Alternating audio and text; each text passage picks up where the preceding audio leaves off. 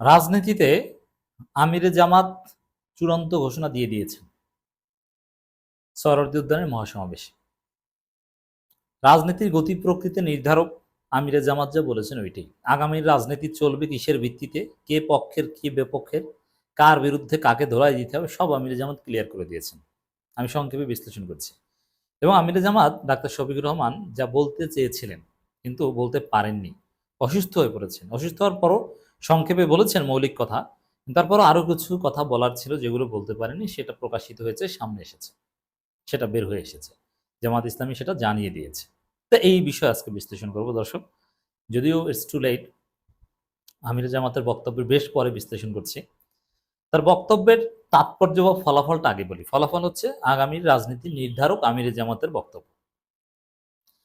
রাজনীতি কিভাবে চলবে, কে কার বিরুদ্ধে, সোজা কথা, আমির জামাতের মৌলিক কথা এটা, কোনো চাঁদাবাজি আমরা করব না, করতে দিব না।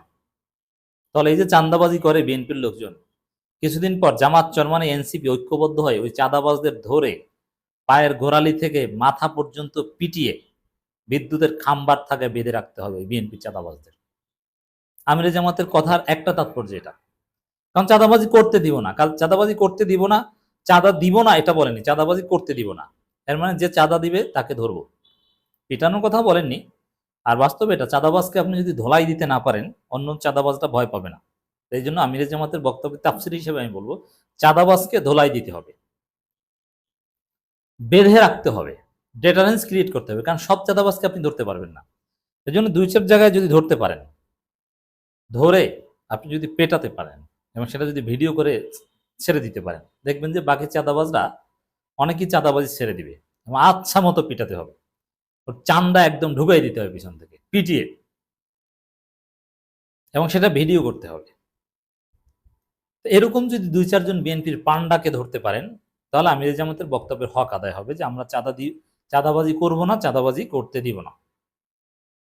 অতএব রাজনীতির গতি প্রকৃতি কি জানেন, মূল এটা আগামীর নির্বাচনের মূল পয়েন্ট হবে কি, ওই যে ৭১ রাজাকার অমুক তমুক হাবিজাবি, ওগুলো কিচ্ছু না, ওগুলো ফালতু, ওটা বিএনপি নিজেরাও লজ্জা পায় এগুলো বলতে।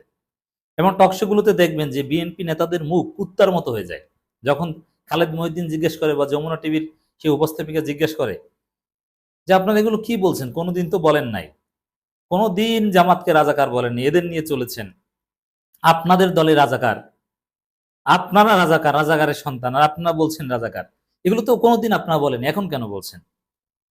এগুলো কি ৫ আগস্টের পরে নতুন সৃষ্টি হয়েছে? ৭১ তো ৫ আগস্টের আগে। মুখ কুত্তার মতো হয়ে যায় প্রশ্ন করলে, কোনো উত্তর নাই। ওরা বিএনপিও জানে যে এগুলো লজ্জা পায়, যেগুলো কি বলি ভাই, আমরাই তো রাজাকার। আরে মির্জা ফখরুল, আমি নিজে বলি যে ৭১ নিয়ে আপোষ নেই, অথচ আমার বাবা রাজাকার।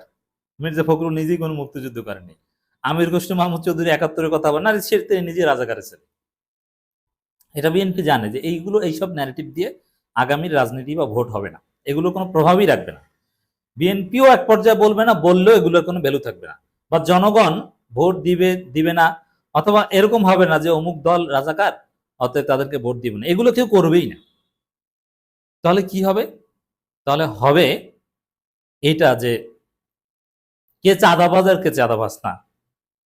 তা আমির জামাত এটা ক্লিয়ার করে দিয়েছেন যে আগামী রাজনীতির পক্ষ বিপক্ষের হিসাব হবে চাঁদাবাজদের পক্ষের শক্তি, চাঁদাবাজদের বিপক্ষের শক্তি। ৭১-এর পক্ষের বিপক্ষের না, এমনকি ২৪-এর পক্ষে বিপক্ষ নিয়েও তেমন কিছু হবে না, কারণ ২৪-এর বিপক্ষের শক্তি পালিয়ে গেছে। আর বিএনপি ২৪-এর পক্ষের শক্তি ডেফিনেটলি, যদিও তাদের ওইরকম দলীয় অবদান নেই, কিন্তু ২৪-এর পক্ষের, এতে কোনো সন্দেহ নেই, তারা তো আওয়ামী লীগের বিরুদ্ধে ছিল। এই জায়গাটায় এই জায়গাটায় দর্শক, আহ চাঁদাবাজদের পক্ষে বিপক্ষে রাজনীতি হবে। চাঁদাবাজির সাথে দুর্নীতিটা আসবে, অবশ্য আগের দুর্নীতি এগুলো এগুলো অতটা আলোচনায় আসবে না, কারণ বিএনপি নেতাদের বিচার হয়েছে, অনেকে জেল খেটেছে, অথবা এটা পুরনো হয়ে গেছে, এবং অনেক প্রার্থী রাষ্ট্র ক্ষমতা দিতে পায়নি, দুর্নীতি করবে কোন জায়গায়, এজন্য দুর্নীতির প্রশ্নটা বেশি একটা আসবে না। দুর্নীতির প্রশ্নটা আসতো যদি যেই কিছুদিন আগে বিএনপি ক্ষমতায় ছিল, এখন তাহলে দুর্নীতির বিষয়টা আসতো। তো বিএনপি প্রফেশনালি দুর্নীতিবাজ, দল হিসেবে দুর্নীতিবাজ, কিন্তু আগামী রাজনীতিতে দুর্নীতি নিয়ে বেশি আলোচনা হবে না, যদিও আমির জামাত দুর্নীতির বিরুদ্ধেও কথা বলেছেন। মূল আলোচনাটা হবে চাঁদাবাজদের পক্ষে বিপক্ষে। এটা হচ্ছে আমিরে জামাতের বক্তব্যের ব্যাখ্যা সার নির্যাস। রাজনীতির গতি প্রকৃতি বা চাঁদাবাজদের বিরুদ্ধে চূড়ান্ত ঘোষণা। এর জন্য মনে রাখবেন, রাজনীতিতে সবচেয়ে গুরুত্বপূর্ণ হবে চাঁদাবাজ, আর বিএনপি পরাজিত হবে ওই চাঁদাবাজির কারণে। চাঁদাবাজি ত্যাগ, প্রত্যেকটা মানুষকে 13 কোটি ভোটারকে বুঝিয়ে দেব আমরা যে বিএনপি মানে চাঁদাবাজ। আমি ইদানিং ব্যক্তিগত গাড়ি ছেড়ে রিক্সায় চড়ি, রিক্সাওয়ালাদের সাথে কথা বলি, দোকানে যাই, কথা বলি, মাস্ক পরে চলি, সবাই চেনে, মাস্ক পরে কথা বলি। রিক্সাওয়ালার সাথে কথা বলছিলাম, সে বিএনপির কট্টর ভোটার, জামাতকে দেখতে পারে না। তা আমি তার রিক্সায় উঠেছি, তা আমি বললাম যে আপনি চাঁদাবাজদের পক্ষে? সে স্বীকার করে না, হ্যাঁ চাঁদাবাজি করে, ঠিক আছে, এটা তো আওয়ামী লীগ করতো, সবাই করে, এটা কি সারা যায়? মানে যারা বিএনপি করে, কট্টর বিএনপি। আমি বিএনপির বিরুদ্ধে কটু কথা বলেছি, সে রিক্সাওয়ালা মামা মানে কষ্ট পাচ্ছে, কিছু তো বলতে পারে না, কষ্ট পাচ্ছে এরকম। সে, আমি তার সাথে আলোচনা করে ক্লিয়ার তার স্বীকারোক্তি নিয়েছি। তিনি বলেছেন যে হ্যাঁ আসলে চাঁদাবাজি করে, এটা ঠিক আছে, চাঁদা নেয়, সব ঠিক আছে, এবং তারপরেও বিএনপি কে ভোট দেব। এর মানে যারা বিএনপি করে তারাও বিশ্বাস করে যে ওরা চাঁদাবাজ। এই বিশ্বাসটা করানো হচ্ছে আমাদের দায়িত্ব। তো দর্শক, এখানে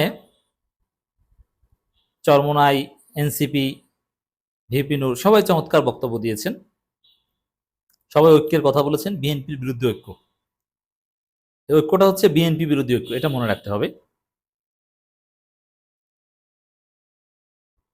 এখানে আমিরে জামাত অসুস্থ হয়ে পড়া যে কথাগুলো বলতে পারেননি, এই বিষয়ে সংক্ষিপ্ত কিছু পর্যালোচনা আপনাদের উদ্দেশ্যে থাকবে, যেটা জামাত জানিয়েছে আমাদের কাছে প্রেস রিলিজ দিয়ে। আওয়ামী ফেসিবাদী, এটা হচ্ছে তার স্ক্রিপ্টে ছিল কিন্তু বলতে পারেননি। আওয়ামী ফেসিবাদী দুঃশাসন, নির্যাতিত সম্পর্কে, নির্যাতিত প্রবাসী ভাই বোনদের ব্যাপারে দেশের শিক্ষা ব্যবস্থার আমূল পরিবর্তন সাধনের গুরুত্ব তুলে ধরে, রেমিটান্স যোদ্ধাদের অবদান তুলে ধরে, মানুষের ভোটাধিকার প্রাপ্তির বিষয়ে সুবিধা বঞ্চিত মানুষের সুযোগ সুবিধা কল্যাণ সাধনের ব্যাপারে এবং দেশবাসী এবং সংগঠন নেতাকর্মীদের উদ্দেশ্যে কিছু মূল্যবান কথা বলতে চেয়েছিলেন, কিন্তু বলতে পারেনি। তো এখানে ওই প্রবাসীদের ভোটাধিকারের বিরুদ্ধে সিরিয়াস হচ্ছে, এবং প্রবাসীদের বিরুদ্ধে যারা কটূক্তি করে, পাপিয়া, ইশারা ইঙ্গিতে তাদের কিছু বার্তা দিতে চেয়েছেন। এটা আমির জামাতের স্ক্রিপ্টে ছিল। প্রবাসীদের ভোটাধিকার দিতেই হবে, কিভাবে দিতে হবে, কোন প্রক্রিয়া দিতে হবে, এটার ক্লিয়ার কিছু বক্তব্য ছিল, যেটা তিনি বলতে পারেনি।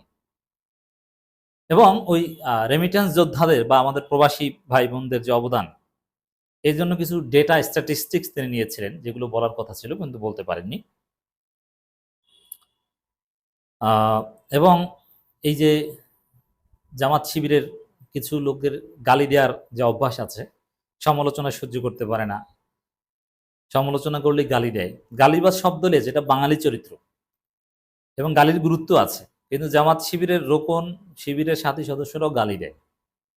এবং গালি আপনি ন্যায়সঙ্গতভাবে দিতে পারেন, কিন্তু অন্যায়ভাবে আপনি বুঝেন না, আপনি অন্যায়ের পক্ষ হয়ে গালি দিচ্ছেন। জামাতের কেউ ভুল করছে, তার বিরুদ্ধে আমরা বললে আপনারা আমাদেরকে গালি দিচ্ছেন, মানে আপনি অন্যায়ের পক্ষে, এয়ানচ্চরের পক্ষ হয়ে আপনি আমাদেরকে গালি দিচ্ছেন। আপনি জানেন না, আপনার এলেম নেই, আমরা জেনে শুনে বলছি, আমরা যে জানি আপনি সেটা জানেন না, আপনি অন্ধবিশ্বাস করেন, আর আমরা কাউকে অন্ধবিশ্বাস করি না। তো এই যে গালিবাজ বা এই যে সোশ্যাল মিডিয়ায় উল্টোপাল্টা কিছু না বুঝে শেয়ার, এরকম এইসব বিষয়ে কিছু নির্দেশনা আমির জামাত দিতে চেয়েছিলেন, কিন্তু অসুস্থতার কারণে দিতে পারেননি।